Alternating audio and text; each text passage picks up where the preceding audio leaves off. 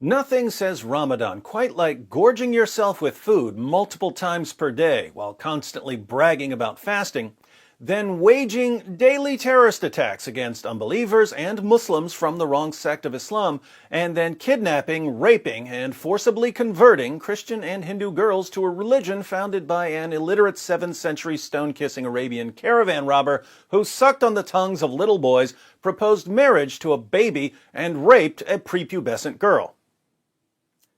Gosh, when I say it like that, it kind of makes me think that there might be something terribly, terribly wrong with Islam.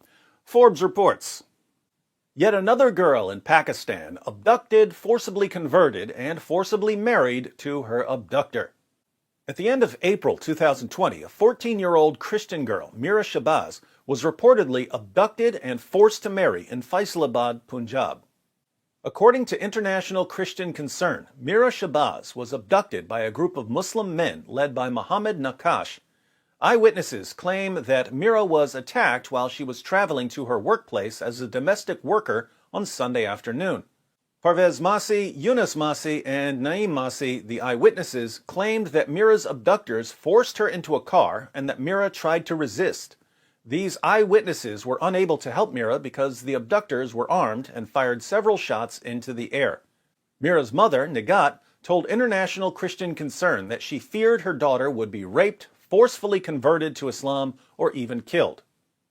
The girl's mother is worried that her daughter will be mistreated by Muslim kidnappers? What is she, some sort of Islamophobe? Doesn't she know that, according to the Quran, Allah loves Jews and Christians, as he says in Surah 98, verse 6? Verily, those who disbelieve in the religion of Islam, the Quran, and Prophet Muhammad, from among the people of the Scripture, Jews and Christians, and al-Mushrikun, will abide in the fire of hell. They are the worst of creatures? Uh-oh. I guess I was wrong. According to the Quran, Jews and Christians are lower than dogs or pigs. I guess a mother should be worried if someone who believes in Allah's words kidnaps her daughter.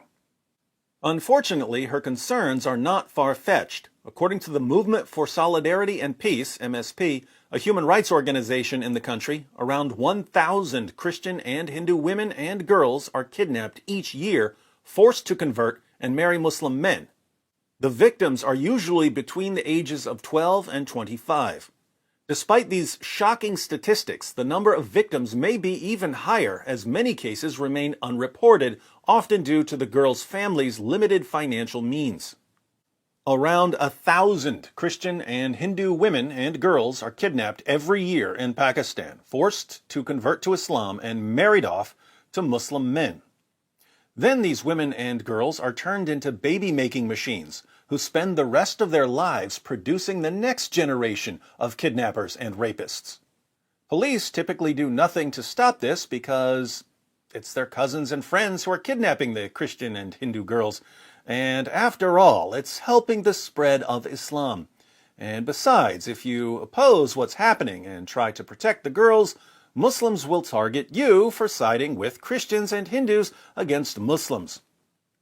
If Christians and Hindus speak out about what's happening, there's an inevitable bloody backlash against the Christian and Hindu communities. So they're often forced to keep their mouths shut about their daughters being kidnapped, raped, and forcibly converted to Islam, because if they complain too much, they'll all be killed. But keep in mind that if you criticize the religion that produces this system of rape and forced conversion, you're a racist and a bigot. As recently as March, I wrote about the case of another Christian girl, Huma Yunus, 14 years old at the time of her abduction. Huma was allegedly abducted from her parents' home in Karachi on October 10, 2019, by a man named Abdul Jabbar of Dera Ghazi Khan, Punjab province. Other known cases from recent years include a Christian girl, Mehwish, who was kidnapped when she was just 14. It was reported that the police have not taken appropriate steps to investigate her case or attempt to rescue her. The same is true in the case of a 13-year-old Christian girl, Sana Jan. Two teenage girls, Farzana and Serish, aged 14 and 16 respectively, were abducted and subjected to gang rape perpetrated by 3 Muslim men.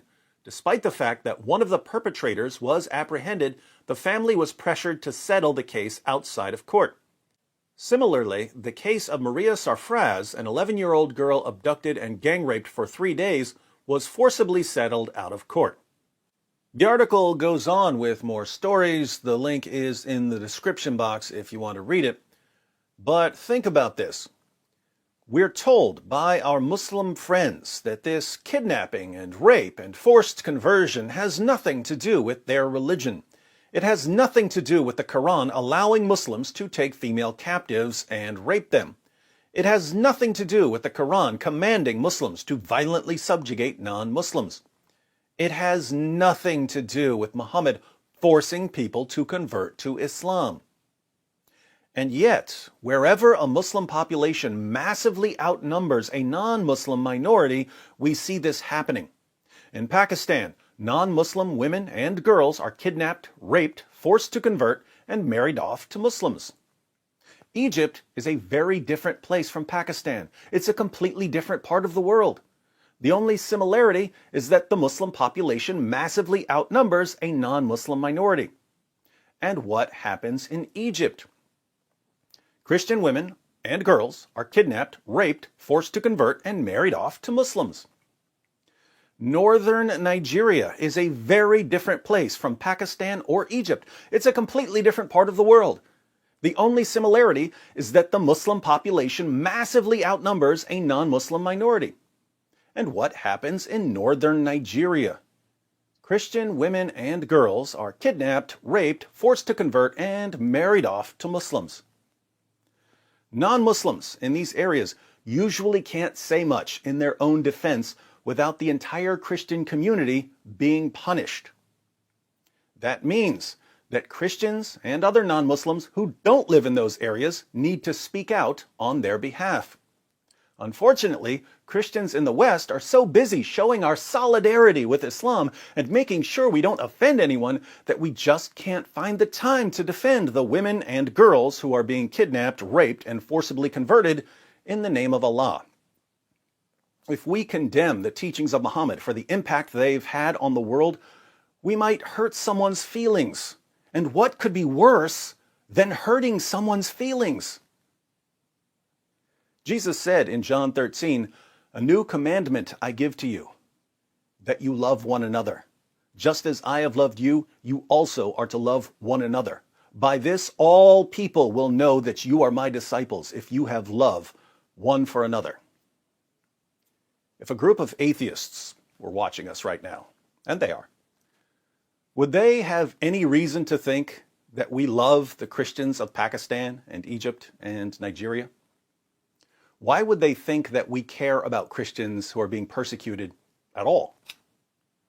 And if they don't have much reason to think that we love one another, why would they think that we're disciples of Christ? Because we say so?